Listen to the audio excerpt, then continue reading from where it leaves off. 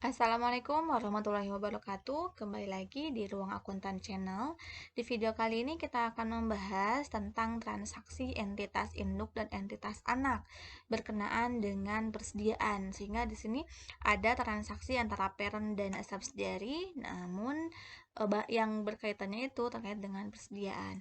Nah, di sini ada 3 pembahasan, yaitu yang pertama terkait eliminasi transaksi entitas induk dan anak itu ada apa saja, yang terbagi menjadi ke dalam 2 bagian. Lalu yang kedua, transaksi penjualan persediaan, ada yang termasuk ke dalam transaksi hulu atau downstream, dan ada yang termasuk ke dalam transaksi hilir atau upstream. Nah, istilah ini bagi yang baru mengampu akuntansi keuangan lanjutan masih tergolong asing karena ini merupakan salah satu bagian dari pembuatan laporan konsolidasi. Dan yang ketiga itu ilustrasi komprehensif, di mana nantinya itu ada transaksi penjualan antara induk dan antara anak, baik itu dari induk ataupun dari anak. Nah, masuk ke bagian yang pertama, mengenai eliminasi transaksi antara entitas induk dan anak itu apa?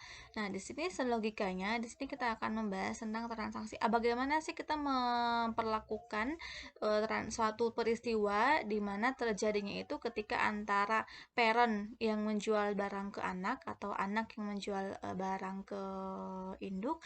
Nah, ini nanti kan kita harus melewati tahapan eliminasinya seperti apa, laporan konsolidasinya seperti apa, maksud supaya nantinya itu di akhir pembuatan laporan konsolidasi tidak ada pengakuan ganda, baik itu oleh subsidiary ataupun oleh parent.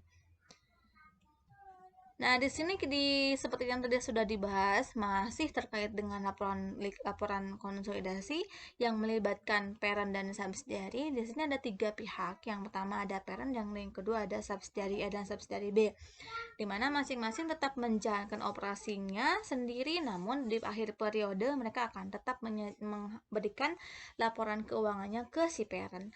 Nah, selama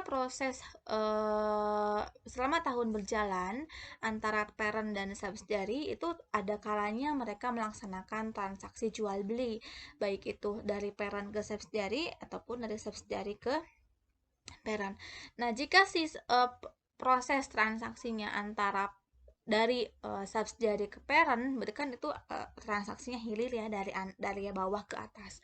Itu kita sebut dengan istilah upstream. Tapi kalau sepertinya transaksinya dari parent ke subsidiary atau dari hulu ke hilir, itu disebutnya dengan downstream. Sehingga di sini akan sering kita mendengar istilah upstream dan downstream.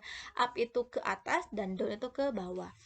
Nah, di dalam PSAK 65 di sini didefinisikan bahwa laporan keuangan konsolidasian itu merupakan bagian dari laporan keuangan kelompok usaha yang di dalam itu ada aset, ada kewajiban, ada ekuitas, ada penghasilan, beban, dan arus kas entitas, tapi menggambarkannya keseluruhan antara entitas induk dan entitas si anaknya menjadi satu laporan keuangan yang tunggal. Sehingga dia seperti yang kita ketahui bahwa laporan keuangan konsolidasian itu meskipun banyak perusahaan yang terlibat tapi menghasilkan satu laporan keuangan yang akan dipublish keluar sehingga bisa digunakan oleh stakeholder.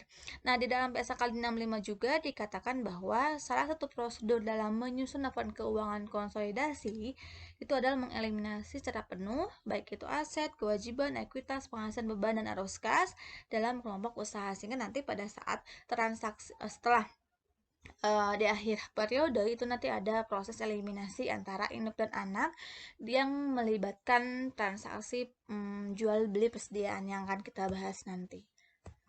Nah, di sini seperti yang kita ketahui ya bahwa di parent nantinya itu ketika si parent memiliki banyak subsidiary, si subsidiary ini akan memberikan laporan keuangannya ke parent dan parent akan mengolah kembali laporan keuangannya, yang dimana sebelum menghasilkan laporan keuangan tunggal itu parent akan membuat dan melewati dulu tahapan jurnal eliminasi, sehingga nanti akan keluarlah laporan keuangan konsolidasian.